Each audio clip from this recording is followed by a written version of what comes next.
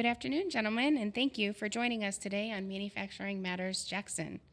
Austin, would you like to start by introducing yourself? My name is Austin Currier. I'm part of Classic Turning. We are a aerospace machine shop within Jackson, Michigan, kind of located by Michigan Center area. I am the supply chain supervisor for Classic Turning at the moment, and hopefully keep moving up from there. So, Great. Perfect. Yeah, I'm Nick? Nick. Yeah, yep, I gotcha. I'm Nick Schaefer. I'm our VP of Operations and Sales at a company in Jackson here called Automated Logistics Systems. We do really what started as like a third-party transportation company doing freight brokerage. Third-party logistics has now transformed into really, our big product is managed transportation, where we go ingest ourselves into a company's entire supply chain. We act as, their counterparts on their side of the table. We manage their planning, procurement, a lot of transportation-related activities. So, we've been doing that for the better part of about 6 years now. And, it's been a wild ride. So, been sitting on the same side of the table as this guy. And, by the way, another Hanover Horton guy here. So, a couple of Hanover guys, local Hanover guys. So, you guys picked wise. So that's Nick Schaefer. I would like to say that we made that intentional. Yeah. Yeah. Unfortunately, it wasn't. Austin kind of saved the day today. We had a last-minute cancellation this morning, and I called Austin, and I'm like, hey, can you help us out? Yep. So thank you. That's You're awesome. welcome. When did ALS kind of make that switch from being, because you were kind of a 3PL then, right? And Yeah. then switching into kind of what you're doing. How long ago was that? Yeah, I mean, we're still doing a lot of both, right? So when I started ALS in 2012, we were, 20 people large, 30 people large, doing about $20 million in gross revenue. Today, fast forward, it's, probably in total freight under management, like $280 million. Wow. And we've got about 185 employees.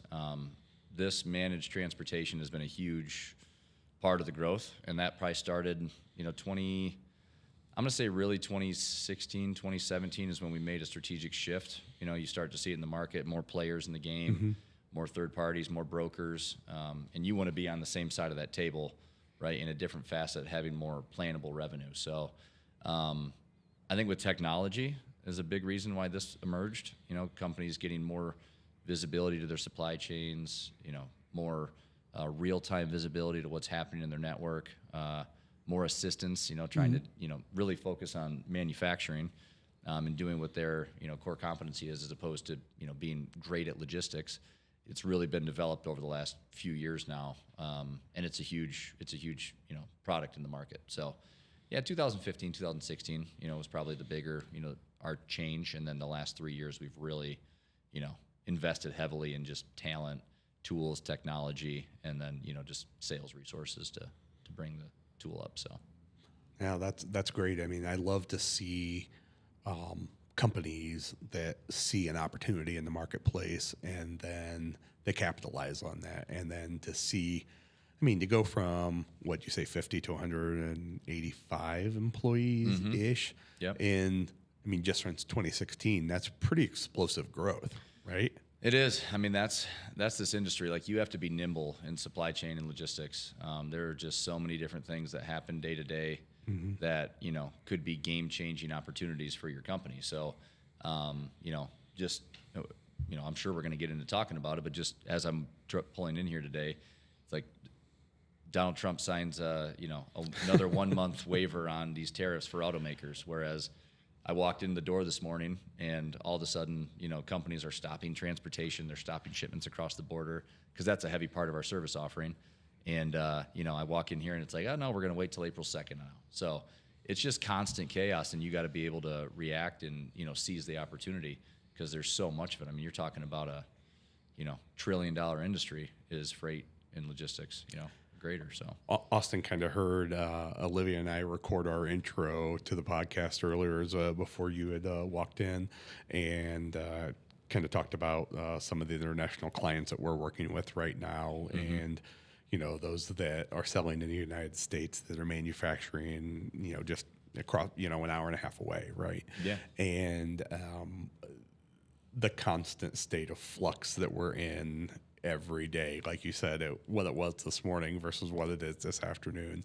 And it's an open line of communication with the companies that we're talking to say, okay, yeah, I'm not sure what's coming next, but The only thing constant in this world of transportation supply chain is that there's going to be change every day. Like, there's just chaos. So that's why I enjoy it. I love it. You know, I mean, most people are like, why are you still doing transportation logistics, at the same company for 12 years? I'm like, I love it. I walk through the doors every day and it's something new, Well, in Austin, I mean, Classic Turning has also grown, right? I mean, we have grown. I think it was 2018, 2019, we finally consolidated into one company. We had two separate locations.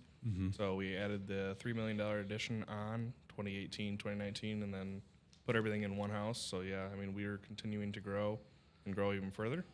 So I mean, I don't know if I want to disclose numbers right now, but yes, we have grown, and since COVID, we are probably going to top our best year, which was previously right before COVID. So this year we're projected to get more profit than ever. So That's awesome. yeah, love to hear it. And the chaos, that Nick's been talking about, how's that affecting you? The chaos is still also a class turning. I mean, it's new every day. I mean, you come in, yes, you have your standard work and whatnot, but there's new challenges that you have to fires you have to put out every day. Yeah. So, I mean, it's something new, especially in supply chain. I mean, I'm dealing with raw material, tooling, the logistics side of it. Yeah. I mean, we don't ship a lot of freight-wise, but parcels still UPS. I mean, consolidation on that. And you guys do a lot of aerospace? We do only aerospace. Well, only aerospace. I would say 60% aerospace. Yeah. So, I mean, but we've had to diversify since COVID. Yeah. So, I mean, we're getting back more into aerospace now than we have been. Yeah. But since 2019, we had to kind of spread it out to like automotive, plastics. Right. Pretty much main two outside of aerospace, but it's mainly aerospace at all. But all that union activity that just happened, like that's just chaos, right? For aerospace. It is. Few months, right? Yeah, it was Boeing and then Eaton Local here as well. Went on all the strikes, but we got through it. We didn't have any layoffs or anything, so we fought pretty strong and did what we had to do and pushed through. That's awesome. Yeah. Well, so for the purpose of what we ask you to hear to speak about for this episode, we really wanted to focus on supply chain and logistics, right? We know that it is a critical piece for all of our manufacturers and in Jackson County, and so kind of talking about that only constant being change and some of the disruptions you kind of talked about with COVID and with what's going on with tariffs and that kind of thing. I think our first question is, how have those supply chain disruptions in recent years reshaped what manufacturing strategies are? For manufacturing strategies, I mean, a lot of the ones I can touch on, mainly a main one. It's forgings in general for us. We do a lot of, 90s, elbows, T's, forging-wise for hose connection. And not being able to get those within a matter of 6 months to sometimes a year and a half kind of affects our production planning and scheduling and whatnot. So we have to take alternative options. So we call them hog outs. So it's taking an actual solid bar and then making essentially our own forging out of that and then producing the machine part for the customer. So, those are some of the alternatives that we've had to, fight through over the last years. So, those are one of them. And then just going from lean to more flexible supply chain strategies. So, not just getting exactly what we need, but being more flexible and forecasts to our customers and suppliers so they can have a better visibility of what we need coming up. So, sure, makes sense. Yeah. Yeah.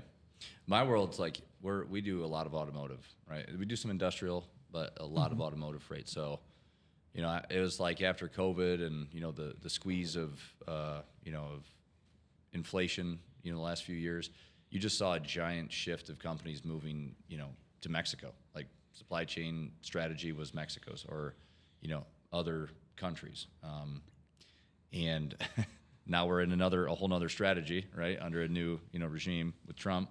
But the amount of cross-border activity from a transportation standpoint just shot through the roof. You get crazy amounts of machinery. You know, we had customers that were coming to us for 30, 40 truckloads of machinery and equipment. We were rigging and moving out of their facilities down into Mexico, different parts, to stand up and get running in a matter of a month, shutting down places in the U.S. so that they could, you know, stand up in Mexico, take advantage of, you know, different labor laws. And now, you know, I think everybody was expecting today to expect all of that to turn around and start shipping the other way and going back up into the States. And, you know, I think what I've noticed with our suppliers or our customers that we're working with is they're just following the grander, you know, macroeconomic vision, you know, of whatever's happening in the White House. And they got big decisions to make. You know, customer of mine that just this week has been on 5-hour meetings daily talking about tariffs and what they're going to do and how they're going to resource in different areas and bring strategies back into the United States, like just because of what these, you know, threats are happening, you know, through Twitter on, you know, from the White House. So that's what these companies are doing, right? And that's what we've seen. And luckily for us, we can just we react and play all over the country, and we can help them anywhere. But for them, it's way bigger. Yeah, way bigger strategies. I visited with a company in Canada last week that we've been talking to off and on for several years at this point, and you know, I think the key takeaway I had, and this was obviously last week, and so that was before 25% tariff got enacted this week, right? I think the key takeaway that we had in our discussion was for these companies that are making that decision to whether they should establish manufacturing in the U.S. One that's based upon how much of their sales are in the U.S. Right? So that's the big driver. But I think the other thing we kind of had the conversation about was, does it make sense for you to manufacture in the U.S. regardless of the tariffs? Because that's going to be fluid, right? Like these things are going to change. It changed in 2016. It changed again in 2020. It changed again in 2025, right? 2024, 2025. These things are fluid. It's going to, depending on who's in charge and what the powers that be have to say about it, and you know how much of it's a negotiating ploy. You know, so the point being, you know, we've been as we've been talking to some of these companies, it's like, does it make sense for you to manufacture in the U.S.? Can you make money by manufacturing in the United States? And if you can, that's your answer, right? Regardless of what happens, you know, is a tariff on that and then not facing that when you're manufacturing in the U.S., is that the icing on the cake? That's the way you have to look at it, right? It has to structurally make sense for you. So, but it's interesting. It's an interesting time, right? So it is. It's always interesting. Yeah. I mean, every year is a different challenge, right? Absolutely. There was chips, there was inflation, there's, you know, automotive not being able to make cars, your rates going up. There's, you know, now that we got too much inventory, now you know, NVIDIA's up through the roof. NVIDIA, it's just chaos, right? It's always something. So yeah. Always. Well, do you have any best practices that maybe we can share with other manufacturers about how to be more resilient in supply chain? Resilient, I mean, don't have all your eggs in one basket, to be honest. I mean, branch out to multiple suppliers. I mean, just for manufacturers in Jackson. So having multiple material suppliers, multiple tooling suppliers, and anything you need for supply chain, for packaging and whatnot, and your shipping and logistics needs, but having multiple suppliers and then having the strong relationships with all of those suppliers as well. I mean, that really helps out, especially when you're in a pinch or even with tariffs and whatnot. I mean, as long as you guys are in agreement, not only with your suppliers, but with your customers to kind of cover those costs too as well, so you guys can all kind of negotiate. That has helped us out. I mean, one of our main customers is Eaton Jackson. So we've made some deals within our contract and our signed LTAs that are covering those costs for when they do occur. So for tariffs coming from overseas or anything like that, or if prices go up based off contract, but yet next year's pricing goes up, we can figure out a difference or the cost difference in that and then get paid. So kind of works it out, really. Yeah. Relationships are huge. Yeah, right, absolutely. At this point in the game. I can't stress that enough. I mean, relationships through and through. Yeah. I mean, as long as you have a good, solid one, you can call. I'm not talking emails or anything like that. I'm talking call on the phone or go visit them. I mean, face-to-face is the best, to be honest. Yeah. times of turbulence, relationships, what I've found is what really, it gets you through. And there's always a winnable solution for each party. I don't think anybody ever wants to announce it at the beginning of a negotiation, but you can always find a win-win, right? And that's the big thing that, we always try to focus on with our customers. I'm not a manufacturing expert by any matter, but in transportation logistics, right now it's you have to be ultra vigilant to all the other areas of your business that you can be saving on, right? So most people, you got your mom and pop companies that you work with, you got your stand-up guys that you've been doing transportation with forever, you've been working with the same people, you have to challenge yourself. You have to challenge that engagement also at the same time, right? You have to take your business to market. You can't ship air, right? And that's what the message is with our customers is like, if you don't know how well you're utilizing your trucks right now, number one thing you have to do is figure out if you're shipping the right mode, if you're shipping enough of the right product, if you're optimizing your network, to the fullest extent. I mean, our customers, $30-40 million transportation spends, you're talking 10 to 15 to 30,000 transactions or shipments per year. So if you have that many shipments and you're not thinking about, am I fully optimized? Am I shipping the right mode? Do I have 3 of the same LTL shipments happening in the same area within the same week that I'm just not aware of and I'm not paying attention to? Right. Am I not upstream enough in my supply chain planning? Right. That's a big strategy of ours is give you more visibility to your ERP planning system and have that automate activity for you so that you can get to seeing in advance what am I supposed to be shipping and what are the quantities that are going to be going out the door, and do I have a good PFEP file that's going to tell me how much space that's going to take up in my truck. All those little things that you used to be able to get away with because your margins and volume were paying the bills. You don't have all that luxury now, and you got to go other places of your business to try to find supply chain savings, right? So that's our big pitch, and that's what we're trying to help companies do is bring that technology and that strategy to the business because, like I said earlier, you're not focused on your core competency, right? Partner with companies that can come in and help you, elevate your supply chain to next level, so that you can go. What did you call it earlier? Your L brackets. You use like 8 pieces of terminology. Yeah, sorry. There's the elbow. They're ring locks. That's what it is. It's a ring lock fitting for a hose. Right. Essentially what it is. Allow companies to focus on these alternative strategies to make what makes them unique, the product that they're actually making, and let other people help you make your supply chain, world class. Well, I think it's a good segue, right? To the question that was, how do you help a company like Classic Turning, who are most manufacturers are most businesses are constantly looking at cost efficiency, right? How am I the most cost efficient with the dollar that I have? Because shipping costs are kind of it's not a cost that goes directly into something that's making you money, right? Sure. And so how do you balance that supply chain reliability and the needs to be cost efficient? Like how does your company help them? And then the question I would have for you as well, Austin, is like, what does that look like for you guys as well? So. Yeah, well, I think it comes down to what your strategy is around, do you want to manage transportation or do you want to do what you're best at and make product, right? Because like you said, you guys don't do a lot of management of your own shipments. It's a lot of customer routed type freight, right? Correct. So for those types of companies, it's different. They're not taking ownership, but there is something to be said also in turbulent times of transportation when rates are going up and rates are dropping. I mean, we had the biggest drop in transportation rates in the last 10 years in 2024, right? Because there was so much capacity built up in the market that, you've got drivers that went through COVID. They saw this big opportunity to capitalize, right? Because there was so much freight.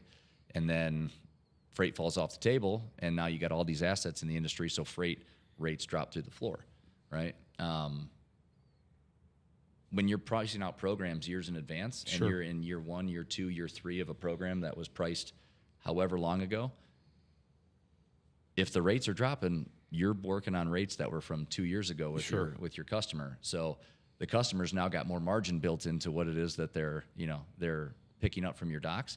So there's opportunity, right? And if you're willing to try to seize opportunity and negotiate and make things like supply chain or transportation logistics a core competency, that opportunity is there, right? But for us, with companies that are managing their transportation logistics, it all comes down to data. Like, what is your strategy with the data that you have? How much information do you have at your fingertips? Because you can't manage what you can't see. It simply comes down to that. If you don't know, very definitively what you spend per month in terms of transportation and how those dollars roll up, and again, how you're utilized in the network, and are you shipping the right modes, you're fighting a losing battle, right? Because you got to deliver to a customer. Yeah, same thing with manufacturing too. I mean, because we have to cut all costs where we can. I mean, just because from the cost of the material to cost of tooling to the labor to the overtime to everything. I mean, to the lights and gas of the building. Yep. I mean, you have to forecast. You have to work with your customers. You have to work with your suppliers. I mean, everyone to, get the best costs for the whole process. So, and then mapping that out, and that's why we have like our minimum order quantities that we're making, the LTAs that we're signing with our customers, just because, like you said, the lower cost margins too. Yep. Over from like 2-3 years ago. Same thing kind of like with long-term agreements. Yep. That we just need to refresh essentially and kind of go from there. But yeah, it all starts from the beginning and working with the customers to help forecast so you can actually plan through that to be the most profitable in your business. Yeah. So Absolutely. So as we talk about data, I keep thinking AI. So are either of you using AI, or do you see AI making an appearance in that digital transformation piece of manufacturing and logistics and supply chain? What are your thoughts? a little bit. I mean, we've looked into AI options for like purchasing for purchase orders and things like that.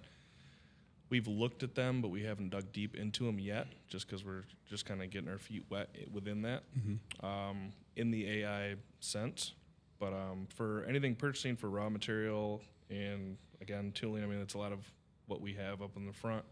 But as long as we have those forecasts and we can input that data within an AI generator, they should be able to send out any POs or anything like that. But we haven't looked that deep into it.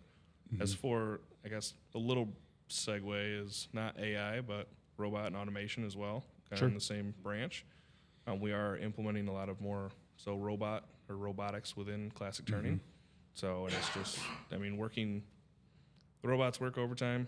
Robots always are on, so it's great for business. They never get sick, right? Exactly. So that's some of the key things that we're doing with classic right now. So hopefully, I would say within the next 5 years, we'll have a lot of AI-generated maybe systems sending out POs and whatnot to help be more efficient.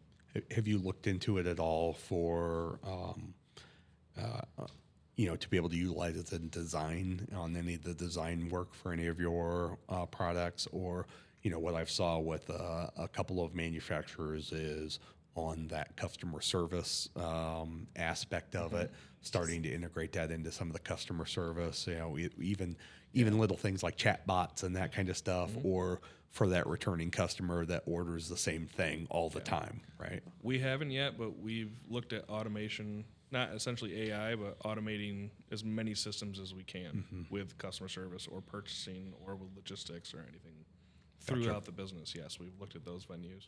Yep. So, if your name is going to be automated logistics systems, you better have some level of strategy around automating logistics systems. It's right in your name. It's right in the name. So, yeah, I mean, AI and freight transportation logistics, it's probably the most, one of the most optimal industries to take advantage of, because you just got to think, like in our industry, you've got a person calling to get an update on a truck. You've got a driver taking a phone call to update the person on the truck in many cases and scenarios. You've got a person sending a bill. You've got a person getting a POD.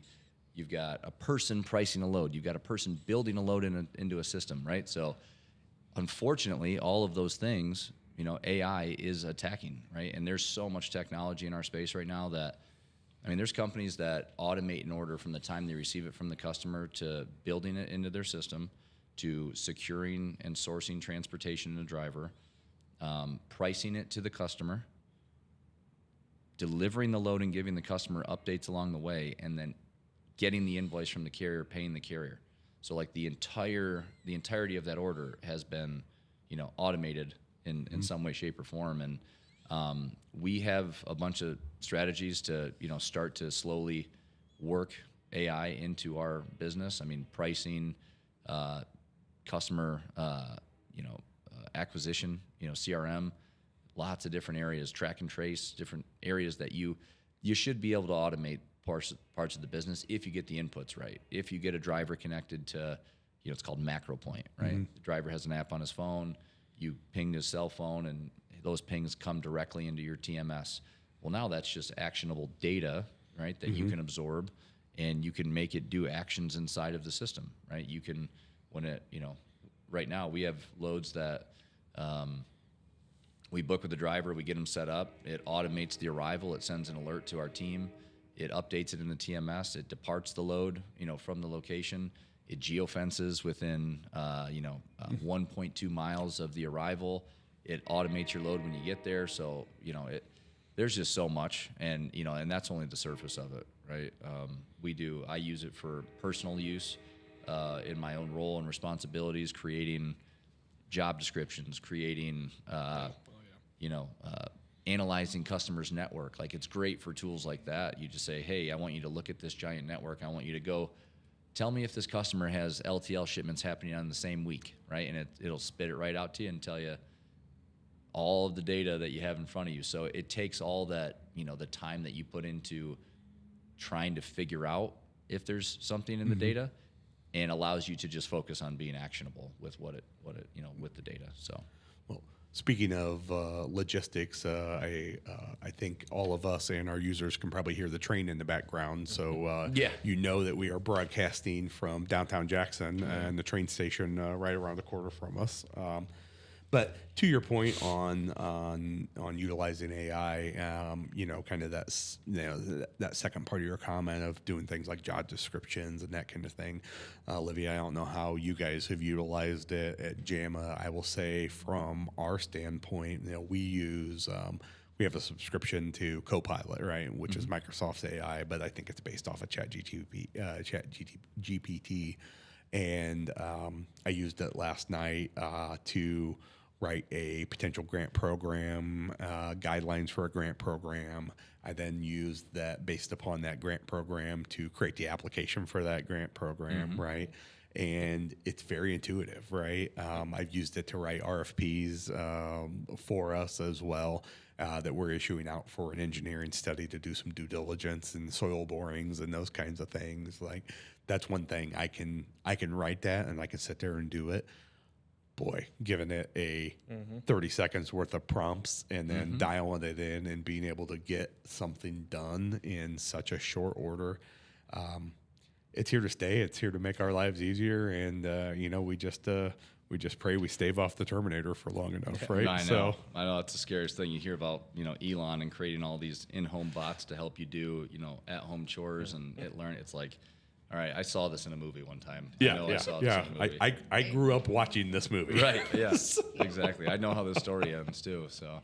But it does save you a lot of time, though. I will give you that. Absolutely. I mean, so you can actually do your own job or do the things you're set out to do rather than... As leaders and people in supply chain, you're paid for your knowledge and your experience, right? Correct. You don't, owners and, leaders, you don't want to pay for people to do administrative work. You want them to be able to use the knowledge that, Austin has to figure out how to build the parts and make a supply chain more resilient, right? Engage with clients, but use relationship building, right? God-given talents like that, because it's not going to build relationships with clients. So it puts that time back in your hands to be able to do that, for all of your employees, which is the beauty of it, in my opinion. Yeah. Gives you the personal aspect of it, really, of your own job. Sure. Yeah. So I would say how JAMA, or how I use it personally, is I'm always trying to, think of new ways and new things to do, and how do we get more creative at JAMA. And so I use my phone and my notes, and I make notes on all these different things, right? And I love that I can then take those bullet points and plug them into ChatGPT and say, help me put this into a plan, or so it's my, my notes, but it's able to put it into a more cohesive document for me. And that is very helpful sometimes. Let the record show for all of our listeners or viewers that is the secret to how Olivia is as efficient at putting out content as she is. Every time we do something, like even planning for these podcasts, within a day, I will have 15 questions that she sends me about, what do you think of these questions? And I'm like, I haven't even started to think about this next thing yet. Well, so but, God bless her. Well, I know the secret, ChatGPT. Well, some of it, I had already started planning this podcast before I had the Sure, conversation, sure. I was able to pull some of those questions for that too. But I'm not a supply chain expert, so it is nice to be able to say, hey, what are some things happening in supply chain that can help direct this conversation? Yeah, absolutely. I'm just looking at my Chat GPT right now, and I'm looking at all of the things that I've been asking it in topics. Oh, yeah. And it's like, it's crazy, right? Airbnb occupancy rate for Grand Haven, Michigan, right? How do you convert this large data set into a rate per mile analysis? Fantasy football team comparison. My son, he likes to pick all the players and let me pick a team, and then over the last 3 years, who's had the most points and see who can win. So Oh, yeah. it's just like, it's never ending. ACL rehab tips, and what's my 1 month, 2 month, 3 month, 6 month plan? Give me it day by day, and it's told me everything, right? So you tore an ACL? I did. Been there, done that. So I've torn both of them now. Yeah, I'm wearing a Lord. brace under this thing right now. So oh man. So building off of one of the comments you made in the last question, you talked about the freight rates that dropped pretty significantly in 2024, and how that was built up with the capacity that was built up in a reaction to COVID.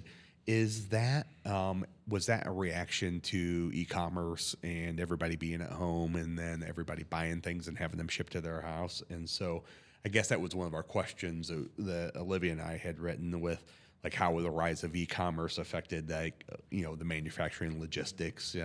And so was that kind of where that came from? I think in the retail space for sure, right? In the manufacturing world that at least I play in, and I'll let Austin comment on his area, but companies aren't going online to buy automotive parts, right? Mm-hmm. That's not what you're going to see. But the impact of other retail space and e-commerce and retail absolutely had a play within every industry, because coming out of COVID, everybody was hit. You got a bunch of granted money. There was people receiving welfare checks to keep their business alive, keep themselves alive. So there was this influx of all these dollars that people had at their disposal. Inflation rates dropped, super low, and now everybody's going to buy. Well, the market heated up, right? Drivers have a lot of freight to move, and now when your load to truck ratio goes in the inverse and there's more loads than there are trucks, right? Freight rates go up, right? Because drivers now control the market. When the economy changes and inflation increases and more stranglehold is put on the government or on the economy, there's not as much freight, and now your load to truck ratio turns in the opposite way, and now there's more drivers than there are loads. So now the shipper gets all of the power in the negotiation, Sure. Because everybody now has a rent payment to pay on their truck. They have a very overly leveraged vehicle that they paid a lot of money for that is not getting freight in it and is not creating revenue.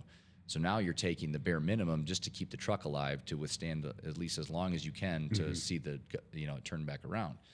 So like I showed this in one of the lunch and learn events that we did, but the amount of carriers exiting the market right now is almost triple to what it was in late 23, early 24. And it's because there's just not enough freight to move around, right? So it is it's a giant pendulum that just continues to swing back and forth and back and forth. And e-commerce and people's ability to buy easily online and buy in other areas, and Amazon, and that effect, the whole Amazon effect is very real, right? Walmart, everybody is playing that game. carriers are going to chase money, right? They're going to chase where the loads are. They're going to chase the East Coast. They're going to chase the West Coast.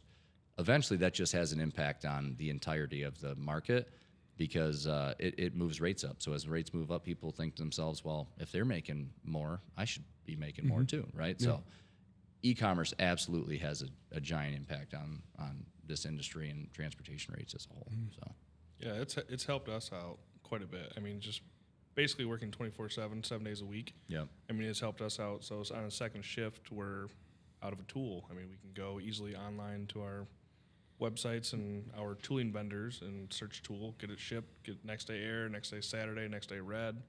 I mean, it just helps us out rather than having to call someone, receive a quote, and go that channel in there. And then that kind of incorporates with AI too as well. So that's kind of what we're trying to get into a little bit. But it helps for every aspect that we have for ordering wise. Just makes it a lot easier for us. Sure. Did Austin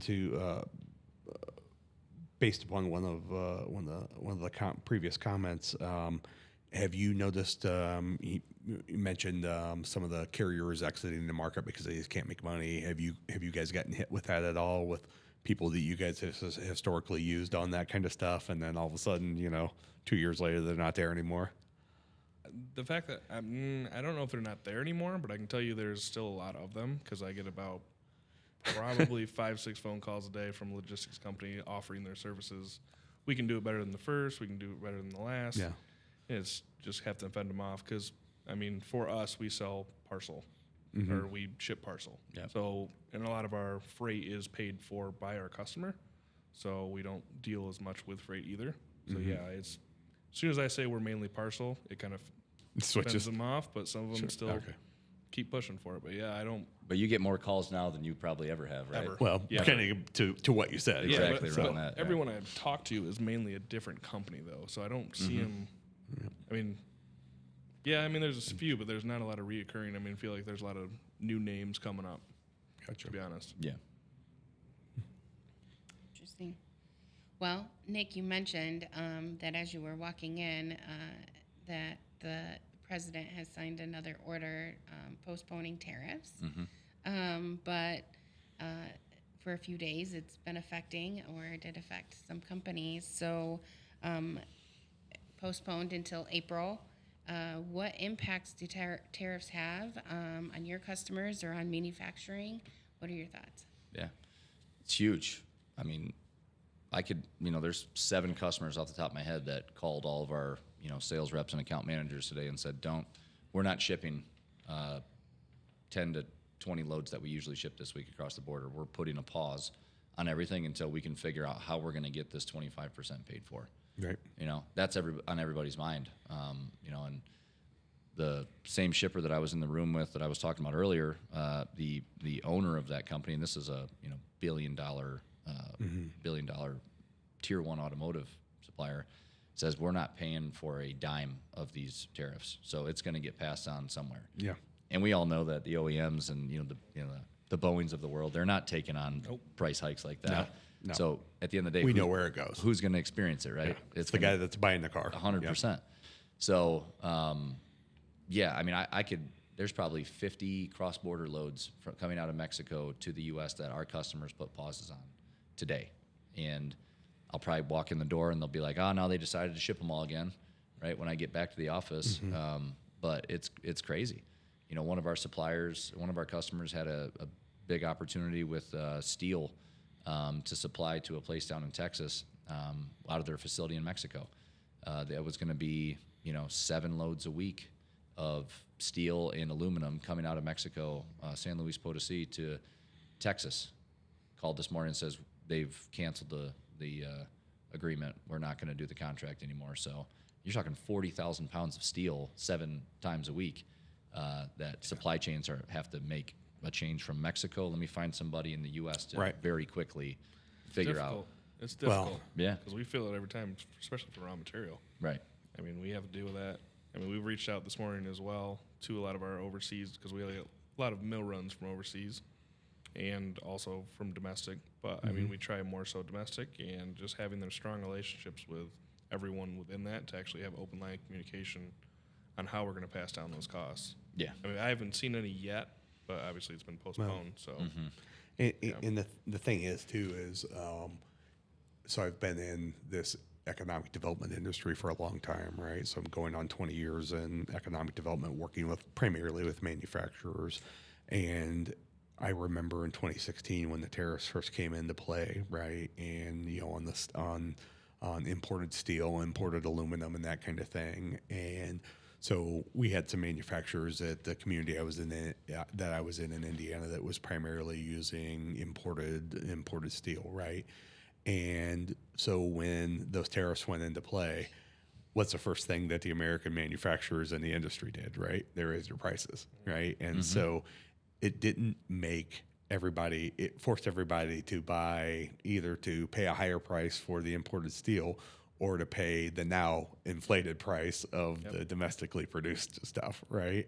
Because when the competition goes away, what's the natural thing that a company is going to do, right? I mean, they're all going to try to make as much money as they can, right? And so I don't know that the effect that anybody had hoped for was exactly what was happening, right? And the bigger ones, kind of to your point, it's not those tier ones, it's not the OEMs, it's not the Boeings of the world that are the ones that are going to take that hit, right? It's the small manufacturers that don't have a choice. They don't have that purchasing power to go out and shop it or to pass that on to somebody else, right? And so it makes for a tough situation, right? So without a doubt. So I had a specific question for you for ALS. Foreign trade zones. I know that ALS takes advantage of the foreign trade zone designation that we have here. So Jackson County is considered a foreign trade zone. We're administered by the Port of Battle Creek, which is an inland port in the state of Michigan. I know ALS utilizes it. So my question was, could you speak to the value or the benefits that you get out of using that foreign trade zone, or maybe to the end users that you're serving? Yeah, absolutely. I mean, it's really simple at the end of the day. I mean, it's a strategy to delay duties and taxes, right? You're delaying your expense that you have. And instead of importing volume of material and paying all of the duties and taxes on that at once, you're bringing it into a warehouse, into a place that's bonded or a foreign trade zoned, and you're not paying for that until whenever the customer buys it, right? So you're bringing the material closer in proximity. You're not waiting for it. You don't have the supply chain risk and disruption of it sitting on an ocean and waiting for a client. Your lead time gets better, but you get to delay on your cash game. So that's really at the heart of it. That's what it is. And in times like this, when tariffs are up through the roof, what a lot of companies can't afford is, okay, I'm shipping a container of material, and usually I'm spending $1, and now I'm spending $1.25, right, for every piece. And not many companies in this environment have cash flow just sitting around to be able to absorb that. So it just allows them to delay it until it's ordered, till they can get a definitive yes from their customer that I'm placing the order and I'm going to have sales revenue in 30 days. And now your leveraged cash is better in your hand, right? So. Yeah, and it's something we think is a great tool for a company like ALS. We think it's also a great tool for some of our manufacturers. So some of our manufacturers that, if a manufacturer were to import a piece of equipment and then they do some sort of value add to it and then it ships it back out of the country, it's a way to be able to avoid paying some of that duty as well, if I'm not mistaken. So. For us, we think it's an opportunity that I know that there are more manufacturers in Jackson County that could take advantage of that, and to having a company that's well versed in that here, I think is quite an opportunity for some of our manufacturers here in Jackson County. Yeah, yeah, it is. And there's not a lot. I mean, I don't know of many other foreign trade zones, positioned right around us right now, which surprises me. And maybe there will be more, given the tariffs and what's happening. But I mean, Jackson's also strategically located very well between all your automotive makers over on the east side and, a bunch of other industry on the west side. Absolutely. And it may not be in really tight proximity to any ports, but it's a great strategy for companies who just don't want to, they don't want to pay all those duties and taxes themselves until the order has been made by Yeah. their client, right? Because Absolutely. a lot of companies are just challenged to keep inventory on hand, and you better be able to react and be ready. It's tough to do if your costs go up 25% to get it into the country. Never know. You bring it in at 8 o'clock in the morning. By 4 o'clock in the afternoon, the law may have changed on it anyways true. at this Also point, very right? So true. you may delay it as long as you can. So even more reason to use ALS, right? 100%. So, Yeah. maybe time for one more question. We've been talking for a little while. Yeah. So. I would just say I'm going to open it up to you guys. Is there something that we've missed in talking about supply chain and logistics that you think would be helpful to our audience? I'd say for supply chain, just for local manufacturers, I mean, just keep your options open. I mean, don't have all your eggs in one basket. And I mean, branch out as many as you can. Have the strong relationships with your suppliers and your vendors, and also, what we've noticed best is try to forecast your customers' demand better than they can, and then you can pass that on to your suppliers to benefit your company. And we've noticed that a lot with our top customers. If we've taken historical forecast and historical demand and forecasted that essentially for them, and most times than not, we are correct. So it helps us out, and it can also help out other manufacturers in town. Kind of, I don't know, buy the mill runs you need, or order the set tooling you need, or have all of the supplies prior to manufacturing. So then you can actually schedule accordingly, make your minimum order quantities, actually be profitable through the business, and then it'll ship. So, yeah. That's great advice. Yeah, I mean, I'll just go back to being nimble. There's so many solutions out there to solve supply chain problems. If there's anything I've learned is there's 100 ways to solve issues in this industry. And the companies that I think really embrace data and embrace understanding information are always the ones that excel. I mean, we talked a lot about relationships. We talked a lot about, many things that, you can bring value to the supply chain, but data is key, right? So if you don't have a strategy to understand your information, your data at a higher clip, you're fighting a losing battle. There's just, and I see it all the time. There's companies that they try to export, 1,000 shipments from their system, and it's missing. Okay, what kind of truck did we use? How many pallets did we actually ship? What was the actual weight that was on this truck, right? Because you can't go back and fix something that says 100 times over, well, it was one pallet and 40,000 pounds. You're fighting a losing battle. So that's always my big message is you don't have to partner with companies like ALS. You don't have to partner with, third parties, but you sure got to know information about your business, and you got to have data readily at your fingertips so that you can make swift changes when these things happen, right? I think that'd be my biggest takeaway is data and information. And if you can't do it, find somebody that can help you get to it, because there's so much technology out there. And people get so stuck in their ways of, I come in every day and I do the same thing over and over, and you're not investigating enough. You're not being curious enough about what technologies are there that can help you, that, are going to really take your supply chain to the next level. Yeah. To add on that, I mean, we're this year specifically are going more off data-driven decision-making for classic turning. I mean, before we haven't necessarily on data, but data is huge. The more you can collect, the more you have, and then you have to filter it for your needs. You have to. Pressure's higher than ever in economies like this, to make margin, to make money, to turn out profit. And if you're not making, ROI-based, data-driven decisions on your business, these changes can whipsaw you and quickly put you out of business and change a lot. So. We've seen a lot of manufacturers over the last few years figure out how to collect that data, and they are really seeing the impacts it has on their business. And so absolutely, data is everything. Well, yeah, I think it's beyond manufacturers. We're making data-driven decisions on everything that we do, right? And if you're not, then you're not keeping up with the time, right? So, Well, gentlemen, thank you very much. I appreciate this. Very insightful, very helpful for us. Olivia and I are logistics novices, I think. And so I might have to go back and look up some of the terminology that you guys used before this airs in case anybody asks me questions about it. So, Yeah. so thank you very much. And I would just say, maybe as a close, on behalf of Olivia Steele, I'm Keith Gillenwater, and this has been Manufacturing Matters Jackson.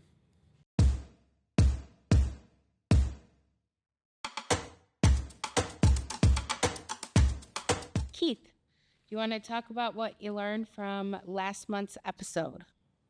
Oh man, what did I learn from last month's episode? I think I learned a lot. I always learn something from sitting here and talking with you every month, of course. And then obviously with our guests from Michigan Manufacturers Association and from the Chamber, hearing about all of the things going on with ESTA and all the things that we should be worried about. But we know there's also been some changes to that as well. So maybe we should talk about some of those updates for what actually got passed and actually what went into effect on the 21st. Does that work? Absolutely. All right. So as you recall, last month our guests from Michigan Manufacturing Association, from the Chamber, from Jackson County Chamber of Commerce, they spoke about ESTA, but we knew at that point that there were probably going to be some changes, or we were at least hopeful that there were going to be some changes for what actually got enacted. And the legislature did not disappoint in that regard in putting some changes forward for ESTA for us. And so Ryan Tarrant from the Jackson County Chamber was not able to be here with us today due to our recording schedule. But he did give us an update. And so I'm going to read through a couple of the updates on ESTA, and then maybe we can talk about what that looks like and what you're hearing from our businesses in the county, and frankly, what it means for our organizations as well. So I know the first question that came about, and up to the day of, there was going to be a question about whether nonprofit organizations were going to be exempt from ESTA, which I'm guessing that you and I had a strong opinion on whether our nonprofits should be exempt or not.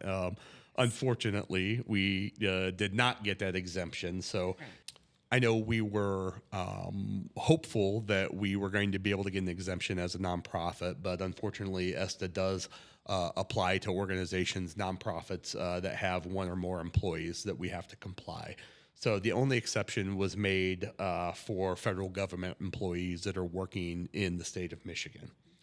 I know employers with 10 or fewer employees must offer 40 hours of sick leave, and employers with more than 10 employees are required to offer 72 hours. Single PTO banks are allowable, provided that PTO meets or exceeds the required minimum leave under ESTA. Employers may now front-load employee leave so long as that leave meets or exceeds the minimum amount of sick time under ESTA. If the leave is front-loaded, there is no requirement to roll overtime into the next year. If you're using the accrual basis, so you'll be required to have a rollover according to the new law. An accrual of sick leave begins on the first day of employment, but employers have the ability to implement a waiting period of up to 120 days. And then finally, for small businesses, fewer than 11 employees, accrual of sick leave begins on October 1st, 2025, or on the employee's first day of employment, whichever is later. So for all others, accrual then begins on February 21st, and so accrual has already started. So with that, I would ask Olivia, what does it look like? What are you hearing from our business community, and what does that look like for you? Yeah, so I guess for the small businesses, right, that have a little bit more time to implement, JAMA is working with legal counsel to see if we can hold an event to help those businesses create that ESTA policy. And then for those companies that haven't done it yet, that event will be open to them as well. So just trying to provide resources. Obviously, we're sharing the chamber's events and that sort of thing as well. Yep. And I know there are new posters that employers have to get hung, and so you can download those from the Department of Labor's website. I think the chamber also has those posters, and I think the Michigan Chamber will have them for sale as well if you want the big blown up posters and that kind of thing, so that we can all make sure that we are in compliance. What did it look like for your organization then? Have you had to make any changes regarding ESTA? I mean, we've got a little bit of time theoretically until the 1st or till October, but have you started making changes, or did you need to make any changes? So I had to make a few changes, but because, we front load those that time, we didn't have to, make a whole lot of changes. But Sure. what about you? Yeah, so we also front load with a PTO bank, but we are going to go ahead and make some changes. From our standpoint, a little bit of discussion on our board and with our board attorney as well. I think we thought, who knows that this is going to be the final version, because we know that the organizations that were pushing for this to be passed 5 years ago have already indicated some new pushes to make changes to that as well. And so we're going to keep our PTO bank, but we're actually specifically calling out, because we are under 10 employees, we're going to specifically call out that 40 hours of sick time, and it'll be front loaded, but we're going to specifically start tracking that kind of thing just to be on the safe side. Yeah. I wasn't looking forward to the tracking piece, but, it's always something more you have to track. And It's always something. This is what we do when we work, work in these careers, right? Yep.